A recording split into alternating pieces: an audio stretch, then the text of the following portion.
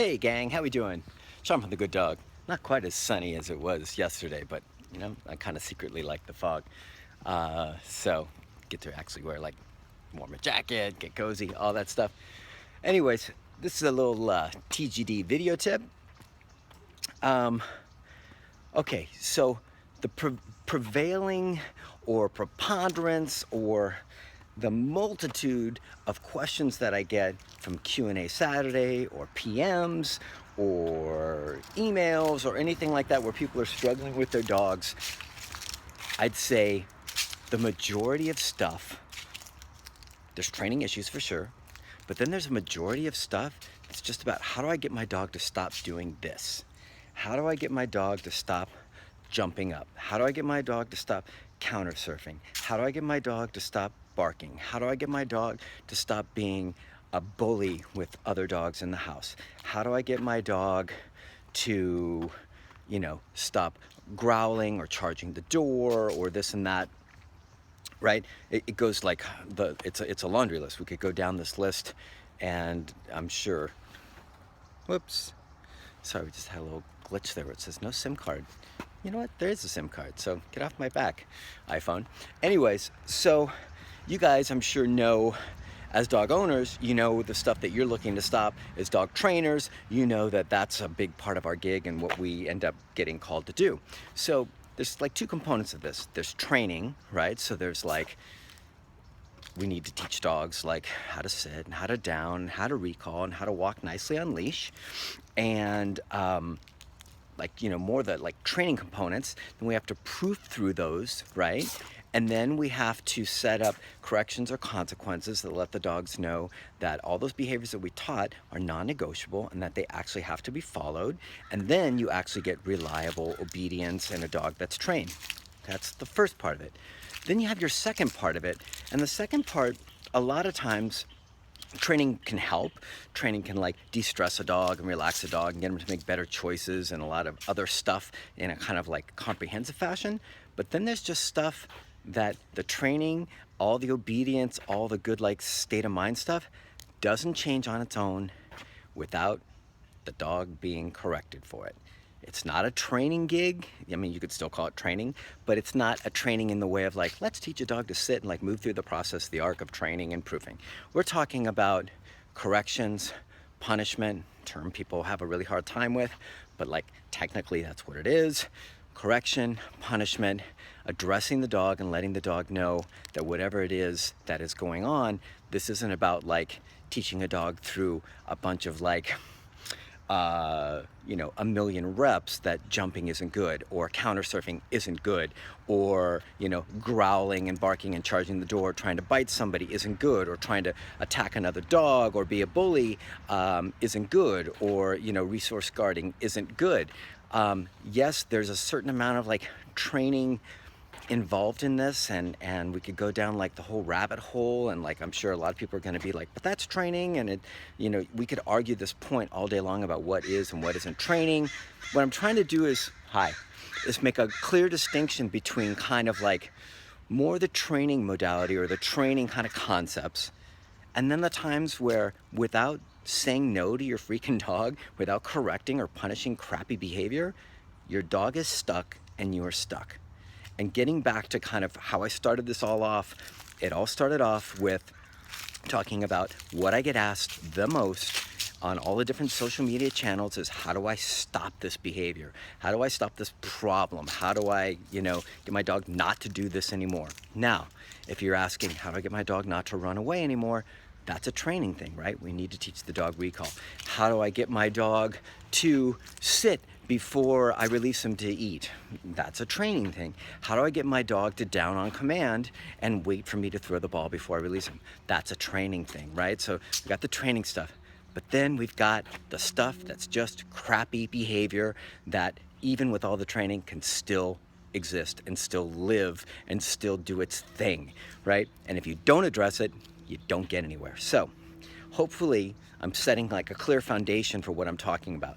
Now, for all these questions that I get, the challenge for me is trying to explain to people how to do this stuff when they don't have usually a vast experience with all sorts of different tools and how to apply them. That's really the challenge, because they'll say, how do I get my dog to stop being a bully to the other dogs in the house? Well, if you create structure and rules and consequences and train the dog, that might get you there, or it might not. You might just have a bully of a dog who thinks he can get away with that stuff, even if you do get the relationship stuff into a good space. So then how do I share with somebody how to correct that dog? How do I tell them the stuff that we use that works extremely well to help dogs move through that stuff, a dressage whip pop on the rear, right? An e-collar correction, a slight pop on the e-collar, or even a medium-sized pop on the e-collar, or a prong collar correction, something like that. How do I explain to them that their bully of a dog will continue to be a bully if the dog doesn't have a consequence that makes bullying not fun, right? That's the challenge. The challenge is when I get all these emails and all these questions, and you hear me on Q&A try and dive into it, and Laurel try and dive into it, but it's a challenge. It's a challenge to try and get this across, that there's an absolute component of punishment or correction, however you want to word it, however it feels best for you, that if you are not willing to do that stuff and you don't teach yourself how to do it, or you don't have a professional come in and help you work through it, you're probably going to stay stuck. Bullying dogs, it's a blast to be a bully in the dog world, because you get all the stuff you want. But if you correct it and you make bullying not fun, then you get a dog that's less of a bully. How do you do that? We have a multitude of ways that we go about doing it, but the challenge is getting people to be able to do the same thing. Getting people to understand how to do it, how to apply the tools, and then being comfortable with it. A lot of people are like, there's got to be a better way. I've been told there's, positive methods, and I'll give them an alternative approach or an alternative behavior to do instead of like doing the bullying. I'll recall him away a zillion times. Recalling your dog that's being a bully away doesn't make him not a bully anymore. It makes him a dog that recalls away when he's bullying. Big distinction there, right? Same thing, a dog that's counter surfing. You can recall the dog out of the kitchen a million times and be like, I don't want you in there and counter surfing. Or you can correct your dog for counter surfing and make counter surfing really suck. And then your dog won't counter surf anymore. And then you don't have to manage your dog for the rest of eternity. And then your dog can make better choices on his own. So there's a corrective process and there's a training process. And yes, there's some gray in there, but I really want you guys to like mold this over in your head. I want you guys, yes, I'm going for the arm brace, because you know how it goes. The arm brace. But I really want you guys to get the distinction and to not feel crappy, guilty, bad about setting up consequences for your dog so they can move through and make better choices. A dog that is like trying to bite people's feet, or, is aggressive in some fashion towards human beings, you might do all the obedience work in the world. You might do all sorts of awesome relationship stuff and turn all sorts of things around. And still, if you don't directly address, after you've done all that great stuff, if you don't directly address that going after somebody's feet or trying to bite somebody is the worst thing in the world, you might just get a dog who's locked in a cycle of human aggression for a multitude of reasons. Could be fear, could be insecurity, could be possessiveness, could be territorial stuff. The gig is you have to teach them, right?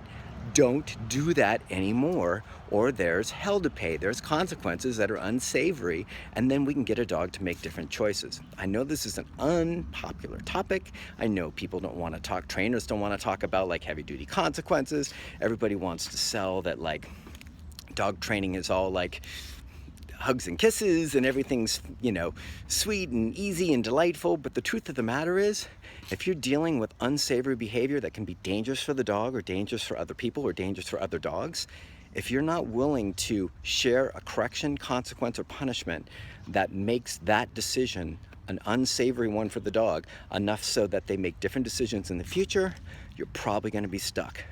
The trick is finding out how to do it, what tools to use, and how to apply those tools. Like I said, you may need a professional to come in that can actually help you do it. You may want to learn on your own and then kind of find your way through it. I'm not suggesting abusing dogs. I'm not suggesting beating dogs. I'm not suggesting any unsavory, crappy behavior from human beings towards dogs and then putting it under the guise of like, it's dog training and it's okay. What I'm saying is we have to make some clear distinctions about training dogs and obedience and things like that, and then actually creating consequences and punishment for shitty behavior so dogs can make better choices.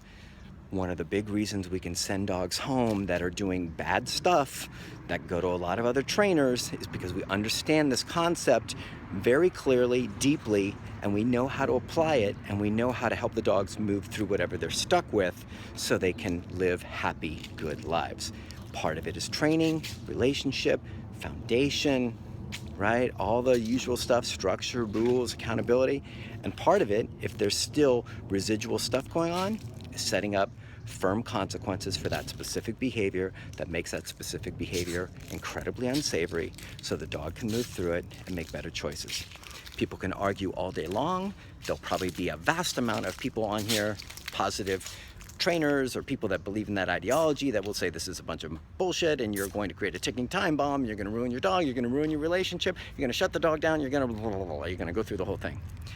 All I know is I see the dogs that come from those training programs over and over and over again, they end up here because they don't get the help they need, the dogs or the owners. So I don't have an axe to grind. We've got more than enough business. I don't need to like drum up business. These messages aren't for me. These messages are for you as a consumer, as a dog owner, and as a dog trainer trying to find your way towards the truth, right? This is the truth born out of thousands of dogs coming through here and coming out looking better. This is thousands of problem dogs that a lot of people wouldn't work with or wouldn't touch or couldn't help, that we have helped and have had them move through really dangerous, unsavory behavior into a better space. This isn't for me. This isn't for the good dogs business. This isn't so we can like, you know, sound the trumpets and like have everybody, you know, come on in, like we're the only ones. There's plenty of people that understand how to do this work.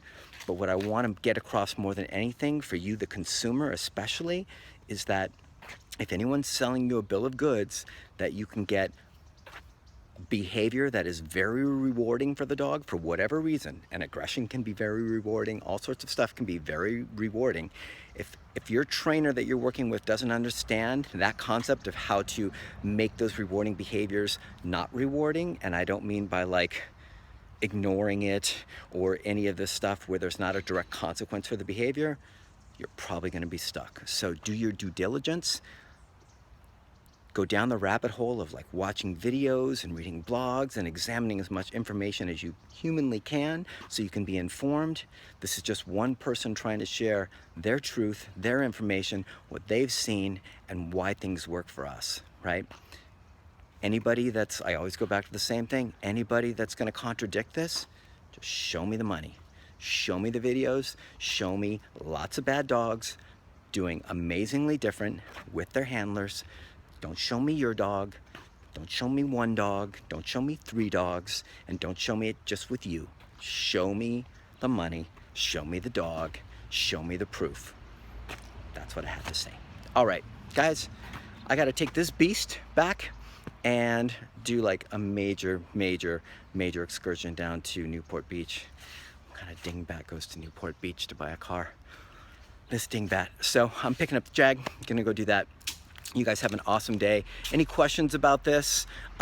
Any snotty, nasty, just like ideological crappiness that shows up, I just delete. So don't even waste your time if you watch this, because if you type up a really long involved thing where your heart's really in it, but you're coming from a really crappy place, or like, this is a bunch of bullshit, I just delete you. So don't waste your time. Go do it somewhere else. If you've got legitimate questions, queries, misunderstanding, you're unsure about any of this, hit me up. You know, I'm always happy to help respectful, polite, courteous questions that come from an honest place. So hopefully that helps, guys. Get informed, figure out what really works, and hopefully you guys know that like same thing goes for us. There's no consequences for our behavior. Behavior doesn't change. It's just simple stuff. Let's keep it simple. All right. See you guys. Have a happy Thursday. Talk to you soon. Bye. Sean from the Good Dog.